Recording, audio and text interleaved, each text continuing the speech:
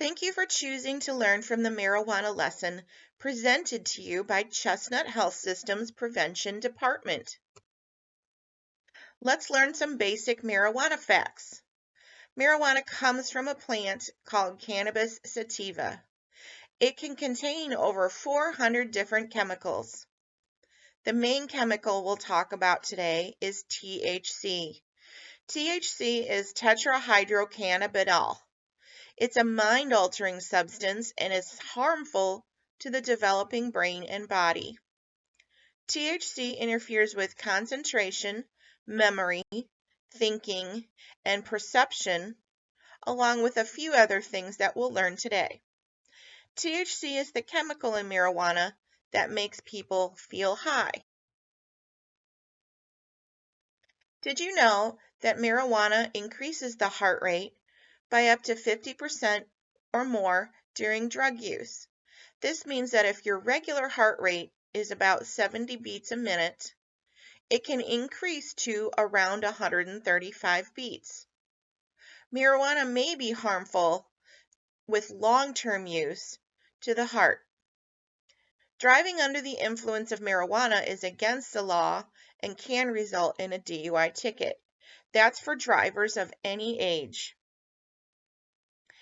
CBD, or cannabidiol, is a chemical in marijuana that does not cause people to feel high. CBD is legal for purchase and use. It does not make people feel high, and many people feel there are reasons to use it that might be helpful for medical purposes. The developing brain is especially vulnerable to the effects of marijuana. Your brain is not fully developed until around age 25.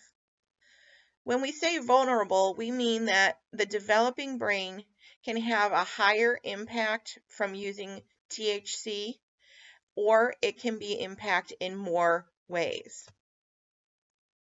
The laws in Illinois state that recreational marijuana use is allowed for people over the age of 21.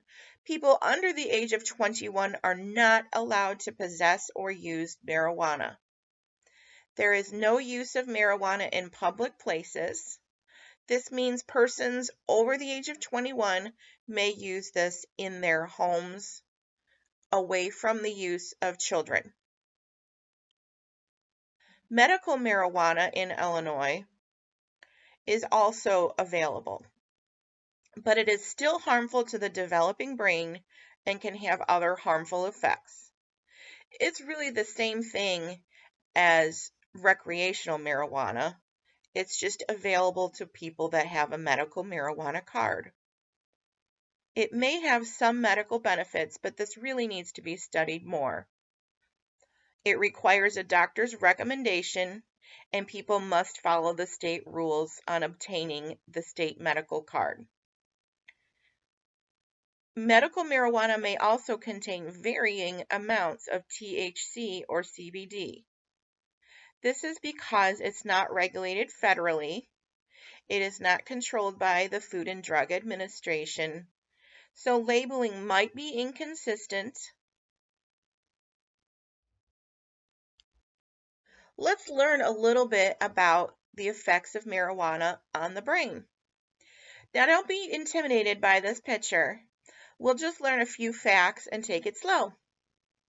The hypothalamus is where THC increases the heart rate and appetite and interferes with hormone production. Can you locate the hypothalamus on the picture? Now find the hippocampus. That's where THC can cause impaired thinking and interfere with a person's ability to learn and perform complicated tasks. Complicated tasks might be things like remembering plays from basketball or football. It can also include things like driving. The cerebellum is the bottom part of your brain, and THC slows down reaction time and can affect a user's balance and coordination. One of the reasons why marijuana has so many different effects on the brain is because it is a fat-soluble drug.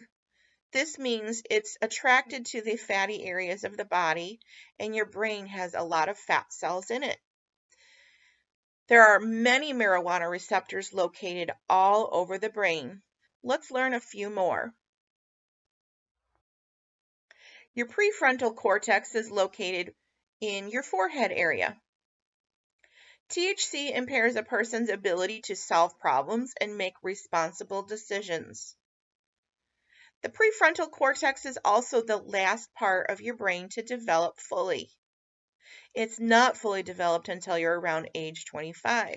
This is why many teenagers might have some problems thinking things through or not making those impulsive decisions. Let's protect that prefrontal cortex and say no to marijuana. The amygdala, this is where people have their reactions to fight or flight. So if people are upset or worried or scared suddenly, the amygdala is what triggers fight or flight. So people decide if they need to take cover or try to stay safe during an emergency situation. This can be triggered by marijuana use. THC can result then in panic attacks and paranoia. Take a look at these two different SPECT scans of the brain. The one on the left looks smoother and even and has areas that show activity. The one on the right side, it kind of looks like a cartoon character.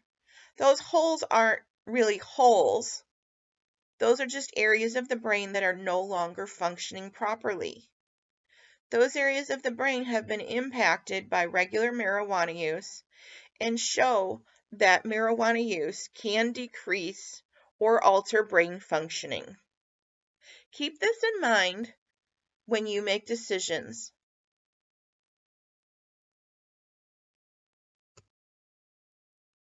So, what is the truth about marijuana? You may have heard the myth that everyone does it. The truth is, in Madison and St. Clair counties, less than 10% of 8th grade students have used marijuana. Take a look at the other statistics we have. They're provided from the Illinois Youth Survey that students all over Madison and St. Clair County and the rest of Illinois cities all participate in. The Illinois Youth Survey asks students to participate and respond to questions such as, have you used marijuana in the last 30 days? These statistics show that most students do not use marijuana. When you hear somebody saying that everyone's doing it, you may think of one or two people, but not everyone is using marijuana. It's important to remember that this is just a myth. Here's some more myths or truths that you may not know. Some people say that marijuana is safe because it's all natural. This is a myth. There's lots of natural plants that are harmful to the body, like poison ivy. The THC in marijuana does interfere with the normal development of the teenage brain. Here's a truthful fact. Marijuana affects driving ability. We've talked about this when you learned about the brain. Marijuana affects reaction time, coordination, and depth perception can be altered. That makes tasks like driving very complicated and difficult under the influence of marijuana. Here's a myth. Marijuana isn't addictive. Well, many marijuana users are psychologically addicted. That means that their brains feel like they need it. Emotionally and mentally, they think they need to be high. Everyday users are also physically addicted. Their bodies might feel like it needs it, and they can experience unpleasant withdrawal symptoms when they try to quit. Some common withdrawal symptoms include anger, restlessness, problems with sleep. This next portion goes over 6th grade, 7th grade, and 8th grade questions. You can pause this. We won't go through these verbally. You can read them on your own and record your answers and turn it back to your teacher. Go through the rest of the slides according to what grade you are in. Thank you for listening to the marijuana presentation from Chestnut Health Systems. I hope you learned a lot today.